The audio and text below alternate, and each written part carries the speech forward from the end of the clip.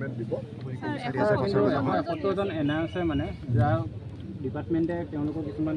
ইনচাৰ্ভিচৰ proof বিচাৰিছিলে কোৰ্টে যি order দিয়ে কোৰ্ট অৰ্ডাৰটো চাইছিলে উঠাবৰ কাৰণে যদি কোৰ্টে সেই সময়লৈকেও নিদিয়ে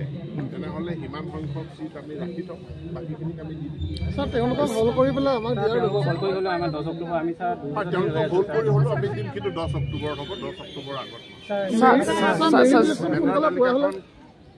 আমি এপয়েন্টমেন্ট দিয়াৰ 4-5 দিন আগত স্যাৰ 4500 ভেৰিফিকেশন কেতিয়া হ'ব 4500 এই 5500 ফাইনেল মেৰিট লিষ্ট নোহোৱালৈকে 4500 ডকুমেণ্ট ভেৰিফিকেশ্যন নহ'ব কাৰণ ইয়াতে 5500 যিসকলে আবেদন কৰিছে তেওঁলোকে 4500টো আবেদন কৰিছে গতিকে এখন মেৰিট লিষ্ট ওলাই যোৱাৰ পাছত সেই নামখিনি আমি 4500ৰ পৰা আউট কৰি দিম স্যাৰ এইটো বছৰ দিবনে এইটো হ'ব না 4500 এইটো বছৰ স্যাৰ আমাৰ 5500 আমাৰ এনএছৰ যিটো মানে বাধা ৰাখি থৈছে মেৰিট দিবলৈ দিয়া নাই সেইটো উঠাই হ'লেও মানে কোৰ্টৰ পৰা মই ক'লো হ'ব সেইটোৱে কৰিম আকৌ একেটা ঘূৰাই বুলি স্যাৰ 4500 এইটো মাহতে দিবনে এইটো বছৰতে দিবনে এইটো বছৰতে দিবনে স্যাৰ আমাৰ চৰকাৰৰ দিনতে